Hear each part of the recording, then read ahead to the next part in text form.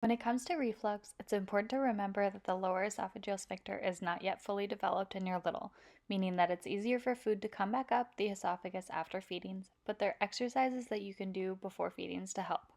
The first exercise you're going to do before feedings is to relax the diaphragm. It plays a huge role in reflux. Take your thumbs just under the ribcage and gently sweep outward while you're applying a little bit of pressure.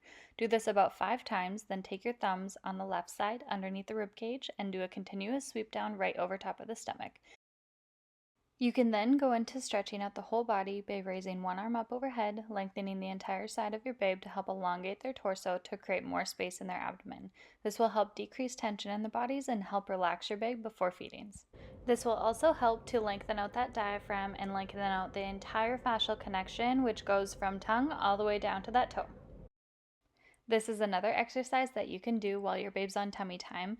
You can put your fingers underneath their belly, just under the rib cage to find that diaphragm again, and raise slightly towards the ceiling. This will help to relax the diaphragm when they are on that tummy time so that they can enjoy this position just a little bit more. And you can hold here for 5 to 10 seconds. If you are in football hold, you can certainly do all of these techniques when you are in this position, holding down on that left side, pulling down underneath that rib cage. As I mentioned before, there is that direct fascial connection from tongue all the way down to the toe. This is a picture to illustrate that entire fascial connection. As you can see, it goes right through that diaphragm, it goes through the adductors, it goes all the way down to the tip of your kiddo's toe. If there is that tension along the body, then it can increase that reflux for your kiddo. By doing oral stretches before feedings as well, you can help relax that diaphragm via the tongue in order to help relax the whole entire system before those feedings. You can start with fishy lips and do this 3 to 5 times to relax the muscles in the cheeks, and then you can move into the internal upper lip stretches, which is also called a fish hook stretch.